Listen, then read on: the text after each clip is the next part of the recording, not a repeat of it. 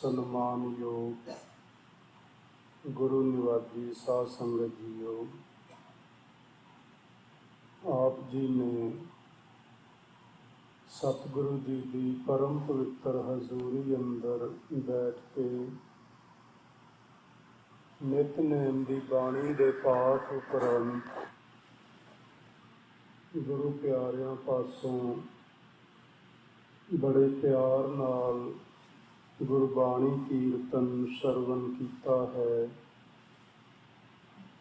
ਆਓ ਆਪਣੀਆਂ ਮਨੋਬਿਰਤੀਆਂ ਨੂੰ ਸਤਿਗੁਰੂ ਜੀ ਦੀ ਅੰਮ੍ਰਿਤਮਈ ਬਾਣੀ ਦੀ ਵਿਚਾਰਧਾਰਾ ਨਾਲ ਜੋੜੀਏ।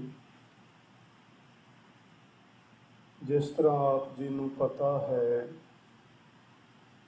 ਕਿ ਸ਼ੁੱਕਰਵਾਰ ਵਾਲੇ ਦਿਨ ਜੋ ਸ੍ਰੀ ਸੁਖਮਨੀ ਸਾਹਿਬ ਜੀ ਦੀ ਬਾਣੀ ਦੀ ਕਥਾ ਵਿਚਾਰ ਚੱਲ ਰਹੀ ਹੈ, ਉਸੇ ਦੇ ਅੰਤਰਗਤ ਅੱਜ ਆਪਾਂ 20ਵੀਂ ਅਸ਼ਟਪਦੀ ਪ੍ਰਾਰੰਭ ਕਰਨੀ ਹੈ। ਆਪਾਂ ਇਹ ਗੱਲ ਵੀ ਪਹਿਲਾਂ ਸਮਝ ਚੁੱਕੇ ਹਾਂ ਕਿ ਹਰ ਅਸ਼ਟਪਦੀ ਤੋਂ ਪਹਿਲਾਂ ਸਤਿਗੁਰੂ ਜੀ ਸ਼ਲੋਕ ਲਿਖਦੇ ਹਨ, ਤੇ ਅਸੀਂ ਇਸ ਤਰ੍ਹਾਂ ਕਹਿ ਸਕਦੇ ਹਾਂ ਕਿ ਸ਼ਲੋਕ ਦੀ ਵਿਆਖਿਆ ਸਾਰੀ ਅਸ਼ਟਪਦੀ ਵਿੱਚ ਕੀਤੀ ਜਾਂਦੀ ਹੈ। ਸ਼ਲੋਕ ਮਾਨੋ ਸਿਰਲੇਖ ਹੈ, ਸ਼ਲੋਕ ਮਾਨੋ ਵਿਸ਼ਾ ਹੈ। ਇਸ 20ਵੀਂ ਅਸ਼ਟਪਦੀ ਦਾ ਵਿਸ਼ਾ ਕੀ ਹੈ, ਇਸ ਨੂੰ ਸਮਝਣ ਲਈ ਆਪਾਂ ਸ਼ਲੋਕ ਵੱਲ ਆਪਣਾ ਧਿਆਨ ਲੈ ਚੱਲੀਏ। ਫਿਰਤ ਫਿਰਤ ਪ੍ਰਭ ਆਇਆ, ਪਰਿਆ ਤੋ ਸ਼ਰਨਾਏ, ਨਾਨਕ ਕੀ ਪ੍ਰਭ ਬੇਨਤੀ, ਆਪਣੀ ਭਗਤੀ ਲਾਏ। ਇਹ ਇਸ ਅਸ਼ਟਪਦੀ ਦਾ ਵਿਸ਼ਾ ਹੈ ਕਿ ਹੇ ਅਕਾਲ ਪੁਰਖ ਵਾਹਿਗੁਰੂ, ਮੇਰੇ ਤੇ ਕਿਰਪਾ ਕਰ, ਰਹਿਮਤ ਕਰ, ਮੈਨੂੰ ਆਪਣੀ ਭਗਤੀ ਵਿੱਚ ਲਾ, ਮੈਨੂੰ ਆਪਣੀ ਬੰਦਗੀ ਵਿੱਚ ਲਾ। ਸੋ ਇਹ ਹੈ ਟੌਪਿਕ। ਸਤਿਗੁਰੂ ਜੀ ਆਰੰਭ ਕਰਦੇ ਨੇ, ਫਿਰਤ ਫਿਰਤ ਪ੍ਰਭ ਆਇਆ, ਪਰਿਆ ਤੋ ਸ਼ਰਨਾਏ। ਫਿਰਤ ਫਿਰਤ ਦੇ ਅਰਥ ਨੇ ਫਿਰਦਾ ਫਿਰਦਾ, ਘੁੰਮਦਾ ਘੁਮਾਉਂਦਾ, ਭਟਕਦਾ ਹੋਇਆ, ਥੱਕਿਆ ਟੁੱਟਿਆ, ਖੱਜਲ ਖੁਆਰ ਹੁੰਦਾ ਮੈਂ ਆਇਆ ਹਾਂ। ਸਤਿਗੁਰੂ ਜੀ ਨੂੰ ਪੁੱਛੀਏ ਕਿ ਤੁਸੀਂ ਕਿੱਥੋਂ ਆਏ ਹੋ ਫਿਰਦੇ ਫਿਰਦੇ। ਅਸਲ ਵਿੱਚ ਇਹ ਸਾਡੀ ਸਾਰਿਆਂ ਦੀ ਗੱਲ ਹੈ, ਨਾ ਪੰਜਵੇਂ ਪਾਤਸ਼ਾਹ ਇਕੱਲਿਆਂ ਦੀ। ਔਰ ਮੈਨੂੰ ਇਸ ਤਰ੍ਹਾਂ ਵੀ ਆਖਣ ਤੋਂ ਸੰਕੋਚ ਨਹੀਂ ਕਿ ਗੁਰੂ ਅਰਜਨ ਦੇਵ ਜੀ ਕਿਤੋਂ ਭਟਕਦੇ ਹੋਏ ਨਹੀਂ ਆਏ, ਕਿਉਂਕਿ ਉਹਨਾਂ ਦੇ ਸੰਬੰਧ ਵਿੱਚ ਬਾਣੀ ਦਾ ਫਰਮਾਨ ਹੈ, ਤੈਂ ਜਨਮਤ ਗੁਰਮਤ ਬ੍ਰਹਮ ਪਛਾਣਿਆ। ਉਹਨਾਂ ਨੇ ਜਨਮ ਤੋਂ ਹੀ ਬ੍ਰਹਮ ਦੀ ਪਹਿਚਾਣ ਕਰ ਲਈ ਸੀ, ਤੇ ਜਿਸ ਜੀਵ ਨੂੰ, ਜਿਸ ਇਨਸਾਨ ਨੂੰ ਬ੍ਰਹਮ ਦੀ ਪਹਿਚਾਣ ਜਨਮ ਤੋਂ ਹੀ ਹੋਵੇ, ਉਹ ਕਿਤੋਂ ਭਟਕਦਾ ਹੋਇਆ ਨਹੀਂ ਆਉਂਦਾ। ਉਹ ਤਾਂ ਕੋਈ ਜੁੜੀ ਹੋਈ ਰੂਹ, ਕੋਈ ਪਵਿੱਤਰ ਆਤਮਾ, ਪਰਮੇਸ਼ਰ ਨੇ ਆਪ ਉਹਨਾਂ ਨੂੰ ਭੇਜਿਆ ਸੰਸਾਰ ਦੇ ਭਲੇ ਵਾਸਤੇ, ਜਿਨ੍ਹਾਂ ਦੇ ਸੰਬੰਧ ਵਿੱਚ ਬਾਣੀ ਵਿੱਚ ਇਹ ਸ਼ਬਦ ਅਸੀਂ ਰੋਜ਼ ਪੜ੍ਹਦੇ ਹਾਂ ਕਿ ਗੁਰੂ ਅਰਜਨ ਪ੍ਰਤੱਖ ਹਰਿ। ਸੋ ਜੇ ਸੱਚੀ ਮੁੱਚੀ ਗੁਰੂ ਅਰਜਨ ਪ੍ਰਤੱਖ ਹਰਿ ਹਨ, ਫਿਰ ਉਹ ਕਿਤੋਂ ਫਿਰਦੇ ਫਿਰਾਉਂਦੇ ਭਟਕਦੇ ਹੋਏ ਨਹੀਂ ਆਏ। ਅਸਲ ਵਿੱਚ ਇਹ ਸਾਡੀ ਜੀਵਾਂ ਦੀ ਵਿਥਿਆ ਹੈ, ਜਿਸ ਨੂੰ ਸਤਿਗੁਰੂ ਜੀ ਆਪਣੇ ਤੇ ਲੈ ਕੇ ਤੇ ਸਾਨੂੰ ਸਮਝਾਉਣਾ ਚਾਹ ਰਹੇ ਨੇ। ਉਹ ਕਹਿੰਦੇ ਨੇ, ਐ ਇਨਸਾਨ ਤੂੰ ਭਟਕਦਾ ਹੋਇਆ ਫਿਰਦਾ ਫਿਰਦਾ ਕਿਤੋਂ ਦੂਰੋਂ ਆਇਆ ਹੈ। ਗੁਰਬਾਣੀ ਵਿੱਚੋਂ ਜੇ ਅਸੀਂ ਇਹ ਗੱਲ ਲੱਭਣੀ ਹੋਵੇ ਕਿ ਅਸੀਂ ਕਿੱਥੋਂ ਆਏ ਹਾਂ, ਕਿੱਥੋਂ ਫਿਰਦੇ ਫਿਰਦੇ ਆਏ ਆ, ਕਿੱਥੋਂ ਘੁੰਮਦੇ ਘੁਮਾਉਂਦੇ ਆਏ ਆ। ਤੇ ਫਿਰ ਅਸੀਂ ਗੁਰੂ ਤੇਗ ਬਹਾਦਰ ਮਹਾਰਾਜ ਜੀ ਦਾ ਬਚਨ ਪੜ੍ਹਦੇ ਹਾਂ, ਮਨ ਕੀ ਮਨ ਹੀ ਮਾਹੇ ਰਹੀ, ਨਾ ਹਰ ਭਜੇ ਨਾ ਤੀਰਥ ਸੇਵੇ, ਚੋਟੀ ਕਾਲ ਗਹੀ। ਦਾਰਾ ਮੀਤ ਪੂਤ ਰਥ ਸੰਪਤ, ਧਨ ਪੂਰਨ ਸਭ ਮਹੀ। ਅਵਰ ਸਗਲ ਮਿਥਿਆਏ ਜਾਨੋ, ਭਜਨ ਰਾਮ ਕੋ ਸਹੀ। ਫਿਰਤ ਫਿਰਤ ਬਹੁਤੇ ਜੁਗ ਹਾਰਿਓ, ਮਾਨਸ ਦੇ ਲਹੀ। ਨਾਨਕ ਕਹਿਤ ਮਿਲਨ ਕੀ ਬਰੀਆ, ਸਿਮਰਤ ਕਹਾ ਨਹੀਂ। ਸੋ ਗੁਰੂ ਤੇਗ ਬਹਾਦਰ ਸਾਹਿਬ ਮਹਾਰਾਜ ਜੀ ਨੇ ਇਹ ਗੱਲ ਬੜੀ ਸਪਸ਼ਟ ਕਰ ਦਿੱਤੀ ਕਿ ਅਸੀਂ ਕਿੱਥੋਂ ਫਿਰਦੇ ਫਿਰਦੇ ਆਏ ਹਾਂ। ਫਿਰਤ ਫਿਰਤ ਬਹੁਤੇ ਜੁਗ ਹਾਰਿਓ, ਮਾਨਸ ਦੇ ਲਹੀ। ਇਹਦਾ ਮਤਲਬ ਹੈ ਕਿ ਅਸੀਂ ਇਹ ਮਨੁੱਖਾ ਜਨਮ ਜਿਹੜਾ ਸਾਨੂੰ ਹੁਣ ਪ੍ਰਾਪਤ ਹੋਇਆ ਹੈ ਗੁਰੂ ਦੀ ਜਾਂ ਵਾਹਿਗੁਰੂ ਦੀ ਕਿਰਪਾ ਦਾ ਸਦਕਾ, ਇਹ ਅੱਜ ਕੋਈ ਪਹਿਲੇ ਦਿਨ ਨਹੀਂ ਹੋਇਆ। ਅਸੀਂ ਬੜੇ ਲੰਮੇ ਅਰਸੇ ਤੋਂ, ਜੁਗਾਂ ਜੁਗਾਂਤਰਾਂ ਤੋਂ ਇਹਨਾਂ ਜੂਨੀਆਂ ਵਿੱਚੋਂ ਦੀ ਹੁੰਦੇ ਹੋਏ ਆ ਰਹੇ ਹਾਂ। ਕਦੀ ਅਸੀਂ ਪਸ਼ੂ ਪਰਿੰਦੇ ਬਣੇ, ਕਦੀ ਅਸੀਂ ਵਨਸਪਤੀ ਬਣੇ। ਅੱਜ ਤੇ ਸਾਇੰਸ ਨੇ ਸਿੱਧ ਕਰ ਹੀ ਦਿੱਤੀ ਇਹ ਗੱਲ ਕਿ ਅਸੀਂ ਸਿੱਧੇ ਹੀ ਇਨਸਾਨ ਨਹੀਂ ਬਣ ਗਏ। ਅਸੀਂ ਇਹ ਸੰਸਾਰ ਦੀ ਰਚਨਾ ਪ੍ਰਿਥਵੀ ਦੇ ਉੱਤੇ ਪਾਣੀ ਤੋਂ ਆਰੰਭ ਹੋਈ, ਪਾਣੀ ਵਿੱਚੋਂ ਜੀਵ ਬਣਨੇ ਸ਼ੁਰੂ ਹੋਏ ਤੇ ਹੌਲੀ ਹੌਲੀ ਉਹ ਜੀਵ ਬਾਹਰ ਨਿਕਲੇ ਤੇ ਫਿਰ ਜਿਵੇਂ ਅੱਗੇ ਸੰਸਾਰ ਦੀ ਕਾਰ ਚੱਲੀ, ਤੁਸੀਂ ਬੜੀ ਭਲੀ ਭਾਂਤ ਸਮਝਦੇ ਹੋ। ਗੁਰੂ ਸਾਹਿਬ ਨੇ ਗੁਰਬਾਣੀ ਵਿੱਚ ਸਾਨੂੰ ਇਸ ਤਰ੍ਹਾਂ ਦੇ ਕਈ ਇਸ਼ਾਰੇ ਕੀਤੇ ਨੇ ਕਿ ਅਸੀਂ ਬੜੇ ਲੰਮੇ ਅਰਸੇ ਤੋਂ ਕਈ ਜਨਮ ਭਇਓ ਕੀਟ ਪਤੰਗਾ, ਕਈ ਜਨਮ ਗਜ ਮੀਨ ਕੁਰੰਗਾ, ਕਈ ਜਨਮ ਪੰਖੀ ਸਰਪ ਹੋਇਓ, ਕਈ ਜਨਮ ਹੈਵਰ ਬ੍ਰਿਖ ਜੋਇਓ। ਮਿਲ ਜਗਦੀਸ਼ ਮਿਲਨ ਕੀ ਬਰੀਆ, ਚਿਰਨ ਕਾਲੇ ਦੇ ਸੰਜਰੀਆ। ਸੋ ਇਹਨਾਂ ਉੱਪਰ ਦੱਸੀਆਂ ਹੋਈਆਂ ਅਨੇਕ ਜੂਨੀਆਂ ਵਿੱਚੋਂ, ਅਨੇਕਾਂ ਜਨਮਾਂ ਵਿੱਚੋਂ, ਜਨਮਾਂ ਜਨਮਾਂਤਰਾਂ ਦੇ ਅਸੀਂ ਥੱਕੇ ਹੋਏ, ਹਾਰੇ ਹੋਏ, ਟੁੱਟੇ ਹੋਏ ਇਸ ਮਨੁੱਖਾ ਦੇਹ ਵਿੱਚ ਪਹੁੰਚੇ ਹਾਂ। ਹੁਣ ਪਰਿਆ ਤੋ ਸ਼ਰਨਾਏ, ਹੇ ਮੇਰੇ ਵਾਹਿਗੁਰੂ, ਮੈਂ ਜਨਮਾਂ ਜਨਮਾਂਤਰਾਂ ਦੀ ਇਸ ਭਟਕਣਾ ਤੋਂ ਬਾਅਦ ਮਨੁੱਖਾ ਦੇਹ ਪ੍ਰਾਪਤ ਕਰਕੇ ਤੇ ਤੇਰੀ ਸ਼ਰਨ ਵਿੱਚ ਆਇਆ ਹਾਂ। ਸ਼ਰਨ ਵਿੱਚ ਕਾਹਦੇ ਲਈ ਆਇਆ ਹਾਂ? ਨਾਨਕ ਕੀ ਪ੍ਰਭ ਬੇਨਤੀ, ਨਾਨਕ ਦੀ ਭਾਵ ਮੇਰੀ, ਹੇ ਵਾਹਿਗੁਰੂ ਤੇਰੇ ਚਰਨਾਂ ਵਿੱਚ ਬੇਨਤੀ ਹੈ, ਹੁਣ ਤੂੰ ਮੈਨੂੰ ਕਿਰਪਾ ਕਰਕੇ ਆਪਣੀ ਭਗਤੀ ਵਿੱਚ ਲਾ। ਭਗਤੀ ਵਿੱਚ ਕਿਉਂ ਲਾ? ਕੁਝ ਹੋਰ ਕਿਉਂ ਨਾ ਮੰਗ ਲਿਆ ਕਿ ਮੈਨੂੰ ਕੋਈ ਵੱਡਾ ਜਿਹਾ ਘਰ ਦੇ ਦੇ, ਬਹੁਤੀ ਜ਼ਮੀਨ ਜਾਇਦਾਦ ਦੇ ਦੇ, ਕੋਈ ਵੱਡਾ ਉੱਚਾ ਮੁਰਾਤਬਾ ਦੇ ਦੇ, ਕਿਉਂਕਿ ਮੈਂ ਇੰਨੇ ਜਨਮਾਂ ਤੋਂ, ਇੰਨਿਆਂ ਯੁੱਗਾਂ ਤੋਂ ਭਟਕਦਾ ਹੋਇਆ ਤੇਰੀ ਸ਼ਰਨ ਵਿੱਚ ਆਇਆ ਹਾਂ। ਇਹਦਾ ਮਤਲਬ ਕੀ ਹੋਇਆ ਕਿ ਜਿੰਨਾ ਚਿਰ ਅਸੀਂ ਪ੍ਰਭੂ ਦੀ ਭਗਤੀ ਵਿੱਚ ਨਹੀਂ ਲੱਗਦੇ, ਓਨਾ ਚਿਰ ਸਾਡੀ ਇਹ ਉੱਪਰ ਦੱਸੀ ਹੋਈ ਭਟਕਣਾ ਮੁੱਕ ਨਹੀਂ ਸਕੇਗੀ। ਅਸੀਂ ਇਸ ਸੰਸਾਰ ਵਿੱਚ ਕੁਝ ਵੀ ਪ੍ਰਾਪਤ ਕਰ ਲਈਏ ਭਗਤੀ ਤੋਂ, ਬੰਦਗੀ ਤੋਂ ਬਿਨਾਂ, ਉਹ ਸਾਡੀ ਭਟਕਣਾ, ਸਾਡੇ ਆਉਣ ਜਾਣ ਵਾਲਾ ਗੇੜ, ਜਨਮਾਂ ਜਨਮਾਂਤਰਾਂ ਦੇ ਗੇੜ, ਉਹ ਮੁਕਾ ਨਹੀਂ ਪਾਏਗਾ। ਕੇਵਲ ਤੇ ਕੇਵਲ ਇੱਕ ਪ੍ਰਭੂ ਦੀ ਭਗਤੀ ਹੈ ਜੋ ਸਾਡੀ ਇਸ ਭਟਕਣਾ ਨੂੰ ਖਤਮ ਕਰ ਸਕਦੀ ਏ ਤੇ ਭਗਤੀ ਕਰਕੇ ਮਨੁੱਖ ਪਰਮਾਤਮਾ ਦੇ ਵਿੱਚ ਲੀਨ ਹੋ ਸਕਦਾ ਹੈ। ਭਗਤੀ ਅਧਿਆਤਮਿਕਤਾ ਦੀ ਉਹ ਸਿਖਰ ਹੈ ਜਿਸ ਸਿਖਰ ਤੇ ਪਹੁੰਚ ਕੇ ਮਨੁੱਖ ਦੇ ਜੀਵਨ ਦਾ ਮਕਸਦ ਪੂਰਾ ਹੋ ਜਾਂਦਾ ਹੈ। ਬਾਕੀ ਬਹੁਤ ਸਾਰੇ ਧਾਰਮਿਕ ਕਰਮ ਹੁੰਦੇ ਨੇ, ਉਹਨਾਂ ਕਰਮਾਂ ਦੇ ਕਰਨ ਨਾਲ ਮਨੁੱਖ ਦੀ ਜ਼ਿੰਦਗੀ ਦਾ ਜੋ ਲਕਸ਼ ਹੈ, ਜੋ ਨਿਸ਼ਾਨਾ ਹੈ, ਉਹ ਕਦੇ ਪੂਰਾ ਨਹੀਂ ਹੁੰਦਾ। ਅਸੀਂ ਲੱਖਾਂ ਪੁੰਨ ਦਾਨ ਕਰ ਲਈਏ, ਅਸੀਂ ਤੀਰਥ ਇਸ਼ਨਾਨ ਕਰ ਲਈਏ, ਅਸੀਂ ਜਪ ਤਪ ਕਮਾ ਲਈਏ, ਅਸੀਂ ਜਗ ਤੇ ਜੋਗ ਆਦਿਕ ਕਮਾ ਲਈਏ, ਉਹਨਾਂ ਦੇ ਨਾਲ ਅਸੀਂ ਆਪਣੇ ਜੀਵਨ ਦੇ ਮਨੋਰਥ ਨੂੰ ਪੂਰਿਆ ਨਹੀਂ ਕਰ ਪਾਵਾਂਗੇ। ਹਾਂ, ਉਹ ਕਰਮ ਚੰਗੇ ਨੇ, ਮਾੜੇ ਨਹੀਂ ਹਨ। ਸਾਨੂੰ ਸੁੱਖ ਦਿੰਦੇ ਨੇ, ਮਾਨਵਤਾ ਨੂੰ ਸੁੱਖ ਦਿੰਦੇ ਨੇ, ਪਰ ਉਹਨਾਂ ਕਰਮਾਂ ਦੇ ਕਰਨ ਨਾਲ ਵਾਹਿਗੁਰੂ ਜੀ ਦੇ ਵਿੱਚ ਅਭੇਦਤਾ ਹਾਸਲ ਨਹੀਂ ਹੋ ਸਕਦੀ। ਵਾਹਿਗੁਰੂ ਜੀ ਦੇ ਵਿੱਚ ਜੇ ਅਭੇਦਤਾ ਚਾਹੁੰਦੇ ਆ ਤੇ ਫਿਰ ਅਸੀਂ ਵੀ ਅਰਜ਼ ਕਰੀਏ ਆਪਣੇ ਸਤਿਗੁਰੂ ਦੇ ਚਰਨਾਂ ਵਿੱਚ ਕਿ ਮਾਲਕ ਜੀਓ, ਅਸੀਂ ਵੀ ਇਸੇ ਤਰ੍ਹਾਂ ਹੀ ਭਟਕਦੇ ਤੁਹਾਡੀ ਸ਼ਰਨ ਵਿੱਚ ਆਏ ਆ, ਤੇ ਹੁਣ ਸਾਡੀ ਇਹ ਬੇਨਤੀ, ਉਸ ਬੇਨਤੀ ਨੂੰ ਪ੍ਰਵਾਨ ਕਰੋ, ਸਾਨੂੰ ਆਪਣੀ ਭਗਤੀ ਵਿੱਚ ਲਾ ਲਵੋ। ਜਿਹੜੇ ਮਨੁੱਖ ਪ੍ਰਭੂ ਦੀ ਭਗਤੀ ਵਿੱਚ ਨਹੀਂ ਲੱਗਦੇ, ਉਹਨਾਂ ਦੇ ਬਾਰੇ ਗੁਰਬਾਣੀ ਵਿੱਚ ਬੜੇ ਸੋਹਣੇ ਪ੍ਰਮਾਣ ਮਿਲਦੇ ਨੇ। ਭਗਤ ਕਬੀਰ ਸਾਹਿਬ ਫਰਮਾਉਂਦੇ ਨੇ, ਜਿਹੇ ਕੁਲ ਪੂਤ ਨ ਗਿਆਨ ਵਿਚਾਰੀ।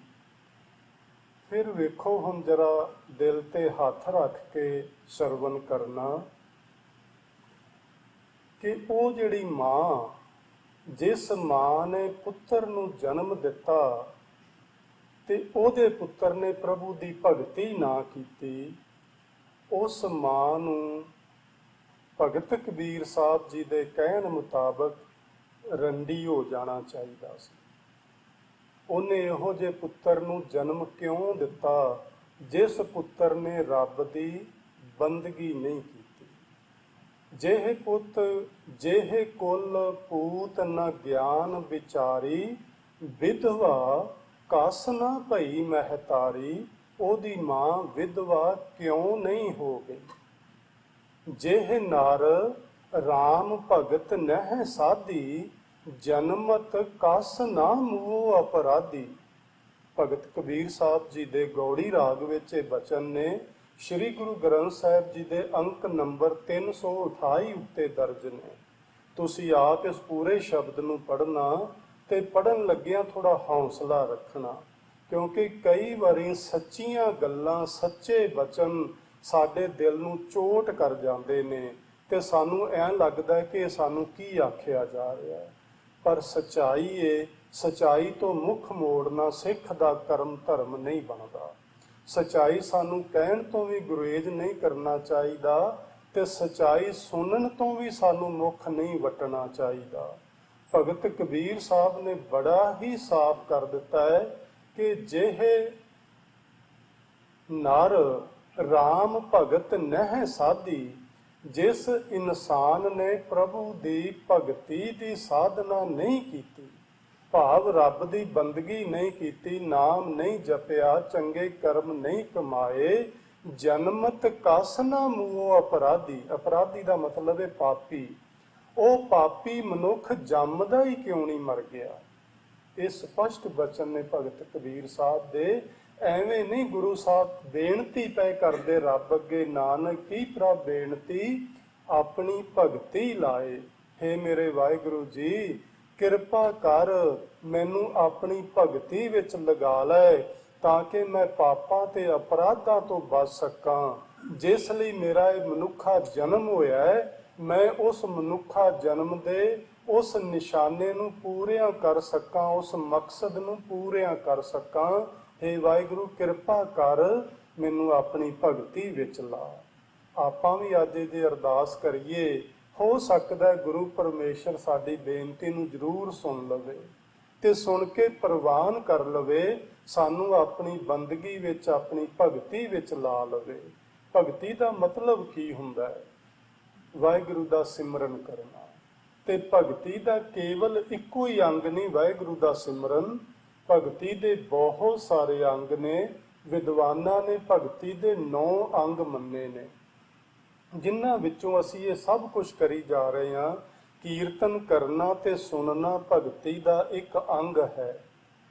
ਕਥਾ ਵਿਚਾਰ ਸ਼ਬਦ ਦੀ ਕਰਨੀ ਤੇ ਸੁਣਨੀ, ਉਹਦੇ ਤੇ ਅਮਲ ਕਰਨਾ, ਇਹ ਭਗਤੀ ਦਾ ਇੱਕ ਅੰਗ ਹੈ।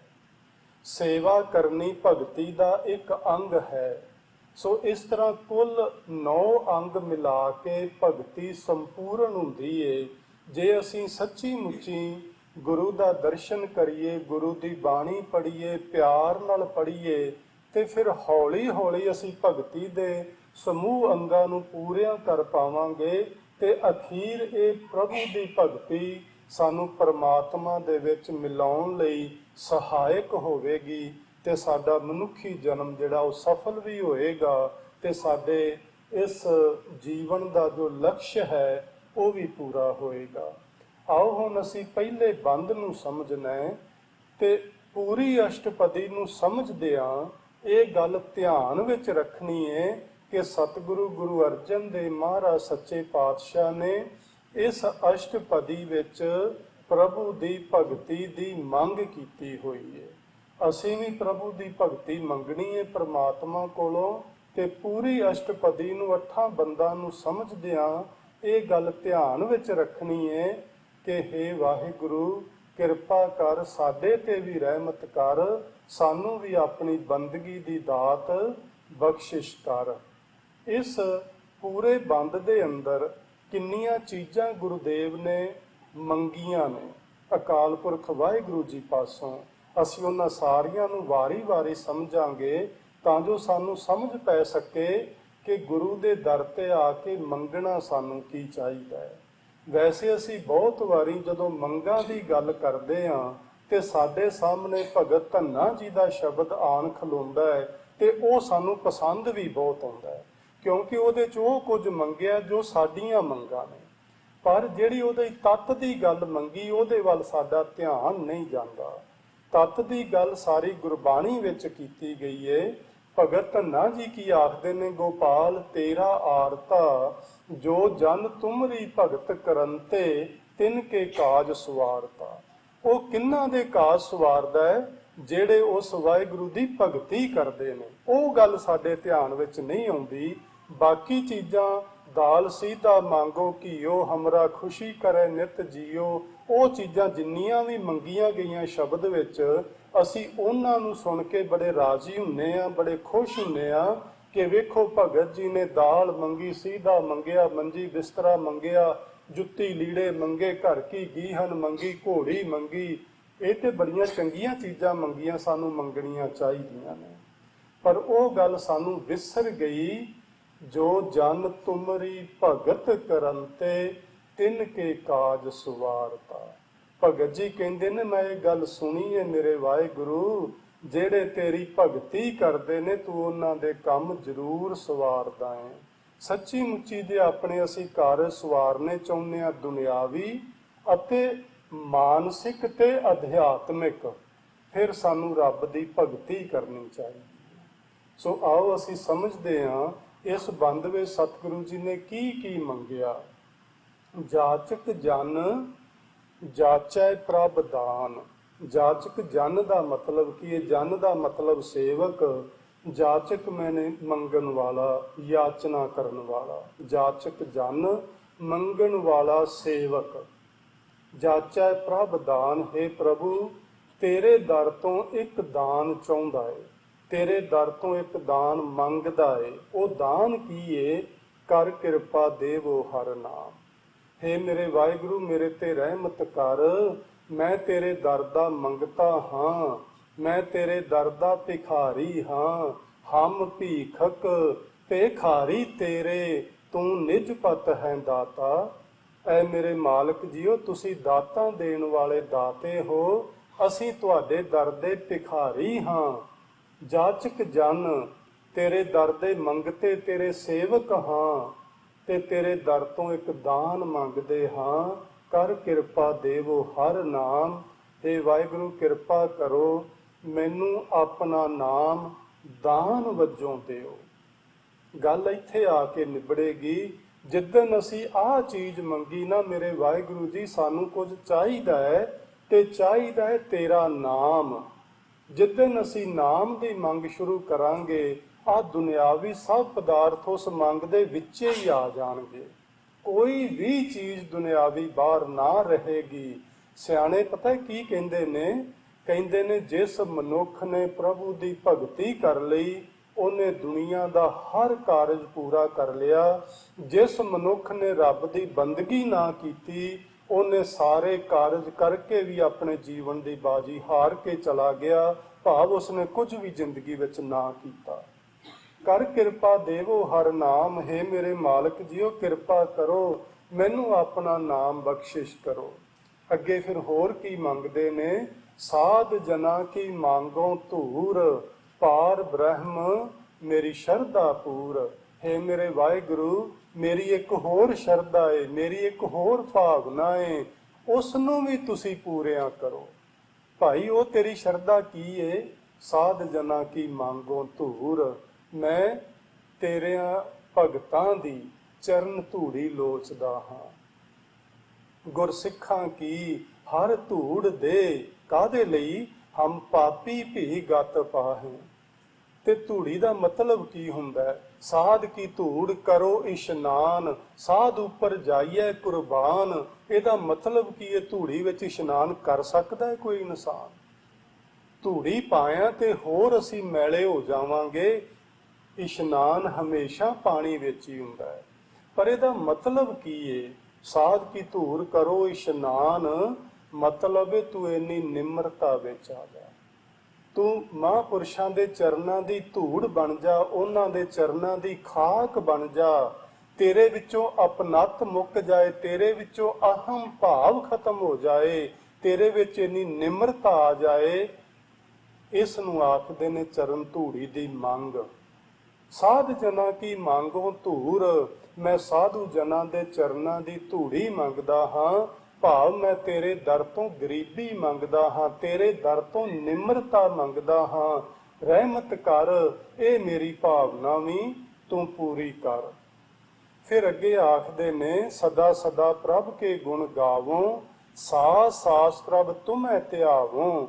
ਮੈਂ ਸਾਧੂ ਜਨਾਂ ਦੀ ਚਰਨ ਧੂੜ ਪ੍ਰਾਪਤ ਕਰਕੇ, ਭਾਵ ਮਹਾਂਪੁਰਸ਼ਾਂ ਦੀ ਸੰਗਤ ਵਿੱਚ ਆ ਕੇ, ਮੈਂ ਸਦਾ ਸਦਾ ਤੇਰੇ ਗੁਣ ਗਾਉਂਦਾ ਰਹਾ। ਅਤੇ ਹਰ ਸਵਾਸ ਦੇ ਨਾਲ, ਹੇ ਮੇਰੇ ਪ੍ਰਭੂ ਜੀ, ਮੈਂ ਤੈਨੂੰ ਹੀ ਧਿਆਉਂਦਾ ਰਹਾ। ਮੈਂ ਹੋਰ ਕਿਸੇ ਨੂੰ ਤੈਨੂੰ ਛੱਡ ਕੇ, ਤੁਧ ਨੂੰ ਛੋੜ ਪ੍ਰਭ ਜਾਈਏ ਕਹਿ ਧਰ। ਕਿਹਦੇ ਦਰ ਤੇ ਮੈਂ ਜਾਵਾਂ ਦੱਸ? ਮੇਰਾ ਹੋਰ ਕੋਈ ਦਰ ਨਹੀਂ ਤੇਰੇ ਦਰ ਤੋਂ ਬਿਨਾ। ਇਸ ਲਈ ਹੇ ਮੇਰੇ ਮਾਲਕ ਜੀਓ, ਮੇਰੇ ਤੇ ਰਹਿਮਤ ਕਰੋ। ਮੈਂ ਹਰ ਸਵਾਸ ਸਵਾਸ ਨਾਲ ਤੁਹਾਡਾ ਹੀ ਨਾਮ ਜਪਦਾ ਰਹਾ, ਤੁਹਾਨੂੰ ਹੀ ਧਿਆਉਂਦਾ ਰਹਾ। ਚਰਨ ਕਮਲ ਸਿਉ ਲਾਗੈ ਪ੍ਰੀਤ, ਭਗਤ ਕਰੋ ਪ੍ਰਭ ਕੀ ਨਿਤ ਨੀਤ। ਹੋਰ ਤੇਰੀ ਮੰਗ ਕੀ ਏ? ਆ ਅਗਲੀ ਮੰਗ ਹੋਰ ਏ। ਮੇਰੀ ਪ੍ਰੀਤੀ ਜਿਹੜੀ ਏ, ਹੇ ਵਾਹਿਗੁਰੂ, ਤੇਰੇ ਸੋਹਣੇ ਕਮਲਾਂ ਵਰਗੇ ਚਰਨਾਂ ਨਾਲ ਬਣ ਜਾਏ, ਉਹਨਾਂ ਨਾਲ ਪਿਆਰ ਬਣ ਜਾਏ। ਅਸੀਂ ਪਹਿਲਾਂ ਬਹੁਤ ਵਾਰੀ ਇਹ ਗੱਲ ਸਮਝ ਚੁੱਕੇ ਹਾਂ ਕਿ ਤੁਸੀਂ ਹੁਣ ਆਪ ਵੀ ਧਿਆਨ ਰੱਖਿਆ ਕਰੋ। ਜਦੋਂ ਵੀ ਗੱਲ ਚਰਨ ਕਮਲ ਦੀ ਆਵੇ, ਇਹਦਾ ਮਤਲਬ ਹੁੰਦਾ ਹੈ ਗੁਰੂ ਦਾ ਸ਼ਬਦ, ਇਹਦਾ ਮਤਲਬ ਹੁੰਦਾ ਹੈ ਗੁਰੂ ਦੀ ਸਿੱਖਿਆ, ਇਹਦਾ ਮਤਲਬ ਹੁੰਦਾ ਹੈ ਗੁਰਮੰਤਰ ਜੋ ਸਾਨੂੰ ਗੁਰੂ ਨੇ ਸ਼ਬਦ ਜਪਣ ਲਈ ਦਿੱਤਾ ਹੈ। ਚਰਨ ਕਮਲ ਸਿਉ ਲਾਗੈ ਪ੍ਰੀਤ, ਤੇਰੇ ਦਿੱਤੇ ਹੋਏ ਗੁਰਮੰਤਰ ਨਾਲ, ਤੇਰੀ ਦਿੱਤੀ ਹੋਈ ਸਿੱਖਿਆ ਨਾਲ, ਤੇਰੇ ਬਖਸ਼ੇ ਹੋਏ ਸ਼ਬਦ ਨਾਲ ਮੇਰੀ ਪ੍ਰੀਤ ਬਣ ਜਾਏ। ਜੇ ਤੁਸੀਂ ਪੁੱਛੋਗੇ ਫਿਰ ਚਰਨ ਕਮਲ ਕਿਉਂ ਲਿਖਿਆ ਹੈ, ਤੇ ਇੱਕ ਗੱਲ ਹੋਰ ਧਿਆਨ ਵਿੱਚ ਰੱਖ ਲੈਣਾ, ਵਾਹਿਗੁਰੂ ਨੂੰ ਗੁਰਮਤਿ ਅਨੁਸਾਰ, ਗੁਰਬਾਣੀ ਅਨੁਸਾਰ ਨਿਰਾਕਾਰ ਮੰਨਿਆ ਜਾਂਦਾ ਹੈ। ਉਹਦਾ ਕੋਈ ਸਵਰੂਪ ਨਹੀਂ। ਗੁਰੂ ਅਰਜਨ ਦੇਵ ਮਹਾਰਾਜ ਜੀ ਦੇ ਆਪਣੇ ਹੀ ਬਚਨ ਹਨ, ਰੂਪ ਨਾ ਰੇਖ ਨਾ ਰੰਗ ਕਿਛ, ਤ੍ਰੈ ਗੁਣ ਤੇ ਪ੍ਰਭ ਭਿੰਨ। ਉਸ ਮਾਲਕ ਦਾ ਨਾ ਕੋਈ ਰੂਪ ਹੈ, ਉਸ ਦਾ ਨਾ ਕੋਈ ਰੰਗ ਹੈ, ਨਾ ਉਸ ਦੀਆਂ ਕੋਈ ਰੇਖਾਵਾਂ ਹਨ। ਜਿਹੜੇ ਮਾਇਆ ਦੇ 3 ਗੁਣ ਹਨ, ਰਜੋ ਗੁਣ, ਸਤੋ ਗੁਣ ਤੇ ਤਮੋ ਗੁਣ, ਇਹਨਾਂ ਤਿੰਨਾਂ ਗੁਣਾਂ ਤੋਂ ਵਾਹਿਗੁਰੂ ਜੀ ਨਿਰਲੇਪ ਹਨ। ਸੋ ਜੇ ਉਹ ਤਿੰਨਾਂ ਗੁਣਾਂ ਤੋਂ ਵੀ ਵੱਖਰਾ ਹੈ, ਉਹਦਾ ਕੋਈ ਰੂਪ ਰੰਗ ਰੇਖ ਭੇਖ ਕੁਝ ਹੈ ਨਹੀਂ, ਤੇ ਇਹਦਾ ਮਤਲਬ ਫਿਰ ਹੋਇਆ ਉਹਦੇ ਚਰਨ ਵੀ ਨਹੀਂ ਹੋਣਗੇ, ਉਹਦੇ ਪੈਰ ਵੀ ਨਹੀਂ ਹੋਣਗੇ। ਜੇ ਉਹਦੇ ਅਸੀਂ ਪੈਰ ਮੰਨਾਂਗੇ ਤੇ ਫਿਰ ਸਾਨੂੰ ਉਹਦਾ ਰੂਪ ਰੰਗ ਰੇਖ ਭੇਖ ਹੀ ਨਹੀਂ, ਸਗੋਂ ਉਹਦਾ ਸਰੀਰ ਮੰਨਣਾ ਪਏਗਾ। ਤੇ ਗੁਰੂ ਅਰਜਨ ਦੇਵ ਮਹਾਰਾਜ ਫਰਮਾਉਂਦੇ ਨੇ, ਸਾ ਮੁਖ ਜਲੋ ਜਿਤ ਕਹੈ ਠਾਕੁਰ ਜੋਨੀ।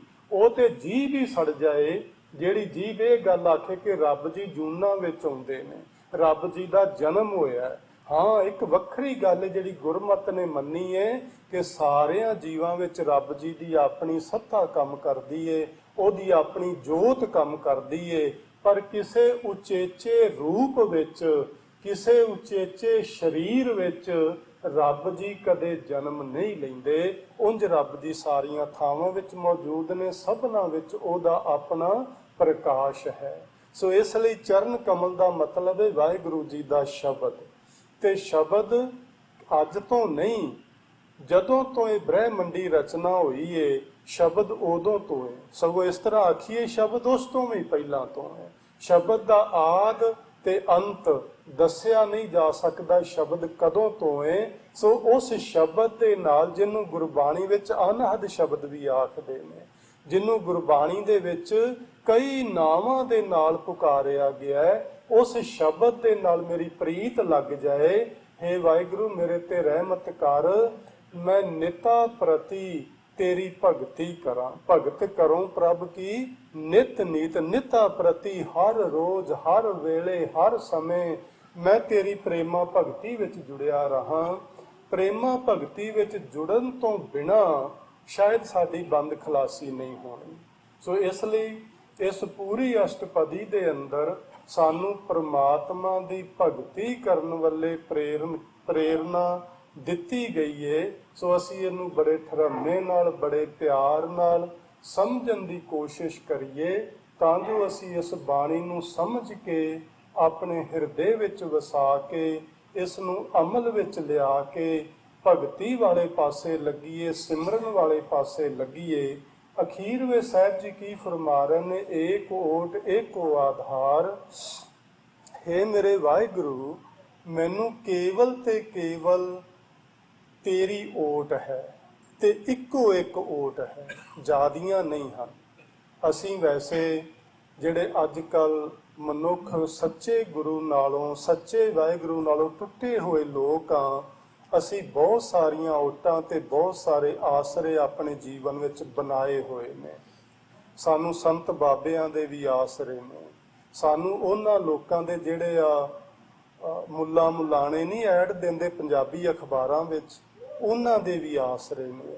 ਅਸੀਂ ਉਹਨਾਂ ਨੂੰ ਵੀ ਫੋਨ ਕਰਦੇ ਹਾਂ ਕਿ ਸਾਨੂੰ ਇਹ ਪ੍ਰੋਬਲਮ ਸਾਡੇ ਪਰਿਵਾਰ ਵਿੱਚ ਆ ਗਈ ਜਾਂ ਸਾਡੇ ਸਰੀਰ ਵਿੱਚ ਆ ਗਈ, ਕੋਈ ਮੈਨੂੰ ਮਾਨਸਿਕ ਪਰੇਸ਼ਾਨੀ ਹੈ, ਕੋਈ ਮੈਨੂੰ ਸਰੀਰਕ ਪਰੇਸ਼ਾਨੀ ਹੈ, ਇਹਦਾ ਹੱਲ ਤੇਰੇ ਕੋਲ ਕੀ ਹੈ? ਉਹ ਕਹਿੰਦਾ ਪਹਿਲਾਂ ਤੂੰ ਆਪਣਾ ਕ੍ਰੈਡਿਟ ਕਾਰਡ ਮਾਰ ਤੇ $1000 ਮੇਰੇ ਅਕਾਊਂਟ ਵਿੱਚ ਭੇਜ, ਫਿਰ ਮੈਂ ਤੇਰੇ ਨਾਲ ਗੱਲ ਕਰਾਂਗਾ। ਅੱਧੀ ਕੁ ਬਿਮਾਰੀ ਸਾਡੀ ਉਹ ਸੁਣ ਕੇ ਹੀ ਦੂਰ ਹੋ ਜਾਂਦੀ ਹੈ। ਤੇ ਜਦੋਂ ਪੈਸੇ ਚਲੇ ਜਾਂਦੇ ਨੇ, ਫਿਰ ਅਸੀਂ ਹੇਠਾਂ ਉੱਤੇ ਵੇਖਦੇ ਹਾਂ ਵੀ ਇਹ ਬਣਿਆ ਕੀ ਹੈ। ਉਹਦਾ ਅਸੀਂ ਆਸਰਾ ਤੱਕਿਆ। ਮੇਰੇ ਨਾਲ ਇੱਥੇ ਇਸੇ ਹੀ ਗੁਰੂ ਘਰ ਵਿੱਚ ਇੱਕ ਘਟਨਾ ਵਾਪਰੀ ਹੈ, ਮੈਂ ਤੁਹਾਨੂੰ ਸੰਖੇਪ ਵਿੱਚ ਦੱਸਾਂਗਾ। ਉਹ ਲੰਮੀ ਚੌੜੀ ਕਹਾਣੀ ਹੈ, ਟਾਈਮ ਇਜਾਜ਼ਤ ਨਹੀਂ ਦਿੰਦਾ। ਇੱਕ ਸਤਿਕਾਰਯੋਗ ਭੈਣ ਜੀ ਮੇਰੇ ਕੋਲ ਇੱਥੇ ਆਏ ਤੇ ਰੋਂਦੇ ਰੋਂਦੇ ਰੋਂਦੇ ਰੋਂਦੇ ਕੋਈ ਗੱਲ ਨਹੀਂ ਸੀ ਕਰ ਪਾ ਰਹੇ। ਗੱਲ ਅਖੀਰ ਪਤਾ ਕੀ ਲੱਗੀ ਕਿ ਉਹ ਕਿਸੇ ਇਹੋ ਜਿਹੇ ਬਾਬੇ ਨੂੰ ਫੋਨ ਕਰ ਬੈਠੀ ਏ ਤੇ ਬਾਬਾ ਕਹਿ ਰਿਹਾ ਮੈਨੂੰ $2100 ਦੇ, ਨਹੀਂ ਤੇ ਕੱਲ ਤੱਕ ਤੁਹਾਡੇ 3 ਜੀ ਨੇ ਪਰਿਵਾਰ ਦੇ, ਹਸਬੈਂਡ ਵਾਈਫ ਤੇ ਇੱਕ ਉਹਨਾਂ ਦਾ ਬੇਟਾ ਸੀ, ਤਿੰਨਾਂ ਵਿੱਚੋਂ ਇੱਕ ਨੇ ਅਕਾਲ ਚਲਾਣਾ ਕਰ ਜਾਣਾ, ਨਹੀਂ ਤੇ $2100 ਹੁਣੇ ਦੇ। ਤੇ ਉਹਨੇ ਆਖਿਆ ਵੀ $2100 ਮੇਰੇ ਕੋਲ ਹੈ ਨਹੀਂ, ਮੈਂ ਤੈਨੂੰ ਕਿਵੇਂ ਦੇ ਦਿਆਂ? ਉਹ ਆਉਂਦੀ ਫਿਰ ਕੱਲ ਨੂੰ ਇੱਕ ਜਣਾ ਮਰਨ ਲਈ ਤਿਆਰ ਹੋ ਜਾਓ। ਉਹ ਦੌੜ ਕੇ ਆਈ, ਗੱਲਬਾਤ ਕੀਤੀ। ਮੈਂ ਕਿਹਾ ਵੀ ਮੈਂ ਗਰੰਟੀ ਲੈਣਾ ਗੁਰੂ ਜੀ ਦੇ ਮਾਨ ਦੇ ਉੱਤੇ ਵੀ ਕੱਲ ਤੱਕ ਤੁਹਾਡਾ ਕੋਈ ਨਹੀਂ ਮਰੇਗਾ। ਹਾਲਾਂਕਿ ਮੈਨੂੰ ਕੋਈ ਗਰੰਟੀ ਲੈਣ ਦਾ ਹੱਕ ਨਹੀਂ ਸੀ ਭਈ ਕਦੋਂ ਸਾਡੇ ਸਾਹ ਪੂਰੇ ਹੋ ਜਾਣੇ ਨੇ, ਕਦੋਂ ਕਿੰਨੇ ਅਕਾਲ ਚਲਾਣਾ ਕਰ ਜਾਣਾ, ਸਾਨੂੰ ਨਹੀਂ ਪਤਾ। ਪਰ ਉਸ ਨੂੰ ਉਸ ਝੇੜੇ ਵਿੱਚੋਂ, ਉਸ ਜੰਜਾਲ ਵਿੱਚੋਂ ਕੱਢਣ ਲਈ ਮੈਂ ਗੁਰੂ ਦਾ ਆਸਰਾ ਤੱਕ ਲਿਆ। ਉਹ ਕਹਿੰਦੀ ਹੈ ਫਿਰ ਤੁਹਾਡੇ ਕਹਿਣ ਤੇ ਮੈਂ ਹੁਣ ਚੁੱਪ ਕਰਕੇ ਘਰ ਬਹਿ ਜਾ। ਮੈਂ ਕਿਹਾ ਬਿਲਕੁਲ ਬਹਿ ਜਾ, ਕਿਸੇ ਨੂੰ $2100 ਦੇਣ ਦੀ ਲੋੜ ਨਹੀਂ, ਤੇ ਨਾ ਕੋਈ ਮਰੇਗਾ। ਕੱਲ ਤੱਕ, ਪਰਸੋਂ ਮਰ ਜਾ, ਮੈਨੂੰ ਨਹੀਂ ਪਤਾ। ਟਾਈਮ ਨਿਕਲ ਗਿਆ, ਕੋਈ ਨਹੀਂ ਮਰਿਆ। ਅੱਜ ਤੱਕ ਤਿੰਨੇ ਹੀ ਜਿੰਦਾ ਨੇ, ਕਿਸੇ ਨੇ ਪੈਸੇ ਨਹੀਂ ਦਿੱਤੇ, ਕੁਝ ਵੀ ਨਹੀਂ ਹੋਇਆ। ਕੋਈ ਉਹਨੇ ਮੰਤਰ ਨਹੀਂ ਪੜ੍ਹੇ, ਕੋਈ ਉਹਨੇ ਜਾਦੂ ਟੂਣੇ ਨਹੀਂ ਕੀਤੇ। ਅਸੀਂ ਆਸਰੇ ਤੱਕਦੇ ਹਾਂ ਉਹਨਾਂ ਲੋਕਾਂ ਦੇ ਜਿਨ੍ਹਾਂ ਨੇ ਖੁਦ ਮਰਨਾ ਹੈ। ਅਸੀਂ ਇਹਨਾਂ ਦੇ ਚੁੰਗਲਾਂ ਵਿੱਚੋਂ ਨਿਕਲੀਏ ਤੇ ਸੱਚੇ ਗੁਰੂ ਦੀ ਸ਼ਰਨ ਪਈਏ। ਸੱਚੇ ਗੁਰੂ ਦਾ ਲੜ ਫੜੀਏ। ਜਿਹੜਾ ਗੁਰੂ, ਜਿਹੜਾ ਵਾਹਿਗੁਰੂ ਆਪ ਜਨਮ ਮਰਨ ਵਿੱਚ ਨਹੀਂ, ਉਹ ਸਾਨੂੰ ਜਨਮ ਮਰਨ ਦੇ ਗੇੜ ਤੋਂ ਬਚਾ ਸਕੇਗਾ। ਦੁਨੀਆ ਦੀ ਕੋਈ ਤਾਕਤ ਸਾਨੂੰ ਮਰਨੋਂ ਨਾ ਬਚਾ ਪਾਏਗੀ।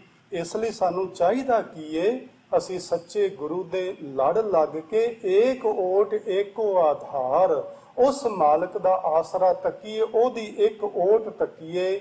ਨਾਨਕ ਮੰਗੈ ਨਾਮ ਪ੍ਰਭ ਸਾਰ। ਹੇ ਵਾਹਿਗੁਰੂ, ਮੈਂ ਦਾਸ ਨਾਨਕ ਤੇਰੇ ਦਰ ਤੋਂ ਤੇਰਾ ਸ੍ਰੇਸ਼ਟ ਨਾਮ ਮੰਗਦਾ ਹਾਂ। ਨਾਮ ਕਾਹਦੇ ਲਈ ਮੰਗਦਾ? ਜਪਣ ਲਈ। ਨਾਮ ਕਾਹਦੇ ਲਈ ਮੰਗਦਾ? ਆਪਣਾ ਮਨੁੱਖਾ ਜੀਵਨ ਸਫਲ ਕਰਨ ਲਈ। ਆਓ ਅਸੀਂ ਵੀ ਤਕੜੇ ਹੋ ਕੇ ਇਹ ਅਰਦਾਸ ਆਪਣੇ ਗੁਰੂ ਦੇ ਦਰ ਤੇ ਕਰੀਏ। ਸੱਚੇ ਪਾਤਸ਼ਾਹ, ਸਾਡੇ ਤੇ ਰਹਿਮਤ ਕਰ। ਫਿਰਤ ਫਿਰਤ ਪ੍ਰਭ ਆਇਆ, ਭਰਿਆ ਤਉ ਸ਼ਰਨਾਏ। ਨਾਨਕ ਕੀ ਪ੍ਰਭ ਬੇਨਤੀ, ਆਪਣੀ ਭਗਤੀ ਲਾਏ। ਹੇ ਮੇਰੇ ਵਾਹਿਗੁਰੂ, ਸਾਡੇ ਤੇ ਰਹਿਮਤ ਕਰਕੇ ਸਾਨੂੰ ਆਪਣੀ ਬੰਦਗੀ ਵਿੱਚ ਲਗਾ, ਆਪਣੀ ਭਗਤੀ ਵਿੱਚ ਲਗਾ, ਤਾਂ ਜੋ ਸਾਡਾ ਇਹ ਮਨੁੱਖਾ ਜੀਵਨ ਸਫਲ ਜੀਵਨ ਬਣ ਸਕੇ। ਆਉਣ ਵਾਲੇ ਸਮੇਂ 'ਚ ਆਪਾਂ ਇਸ ਪੂਰੀ ਅਸ਼ਟਪਦੀ ਨੂੰ ਸਮੇਂ-ਸਮੇਂ ਇੱਕ-ਇੱਕ ਬੰਦ ਕਰਕੇ ਵਿਚਾਰਾਂਗੇ। ਆਪ ਜੀ ਸਮੇਂ ਸਿਰ ਪਹੁੰਚਿਆ ਕਰੋ। ਗੁਰੂ ਸਾਹਿਬ ਦੇ ਬੜੇ ਅਨਮੋਲ ਬਚਨ ਨੇ, ਹੀਰੇ ਜਵਾਹਰਾਤ ਨੇ, ਰਤਨ ਲਾਲ ਜਾਕਾ ਕਛੂ ਨਾ ਮੋਲ। ਭਰੇ ਭੰਡਾਰ ਅਖੂਟ ਅਤੋਲ, ਖਾਵੇਂ ਖਰਚੈ ਰਲ ਮਿਲ ਭਾਈ। ਤੋਟ ਨਾ ਆਵੇ ਵਾਧੋ ਜਾਈ, ਆਓ ਇਸ ਖਜ਼ਾਨੇ ਦੇ ਹਿੱਸੇਦਾਰ ਬਣੀਏ। ਕਹੋ ਨਾਨਕ ਜਿਸ ਮਸਤਕ ਲੇਖ ਲਿਖਾਏ, ਸੋ ਏਤ ਖਜ਼ਾਨੇ ਲਿਆ ਰਲਾਏ। ਆਓ ਇਸ ਖਜ਼ਾਨੇ ਦੇ ਹਿੱਸੇਦਾਰ ਬਣ ਕੇ ਹੀਰਿਆਂ ਜਵਾਹਰਾਤਾਂ ਨੂੰ ਆਪਸ ਵਿੱਚ ਵੰਡੀਏ, ਖਾਈਏ, ਖਰਚੀਏ। ਇਹ ਮੁੱਕਣ ਵਾਲਾ ਖਜ਼ਾਨਾ ਨਹੀਂ, ਸਗੋਂ ਜਿੰਨਾ ਅਸੀਂ ਇਸ ਨੂੰ ਖਾਵਾਂ ਖਰਚਾਂਗੇ, ਇਹ ਸਾਡਾ ਓਨਾ ਹੀ ਖਜ਼ਾਨਾ ਵਧੇਗਾ ਤੇ ਸਾਡਾ ਮਨੁੱਖਾ ਜੀਵਨ ਸਫਲ ਬਣੇਗਾ। ਇੰਨੇ ਸ਼ਬਦਾਂ ਨਾਲ ਹੋਈਆਂ ਬੇਅੰਤ ਭੁੱਲਾਂ ਦੀ ਖਿਮਾ ਪਿਆਰ ਨਾਲ ਆਖੋ ਜੀ। ਵਾਹਿਗੁਰੂ ਜੀ ਕਾ ਖਾਲਸਾ, ਵਾਹਿਗੁਰੂ ਜੀ ਕੀ ਫਤਿਹ।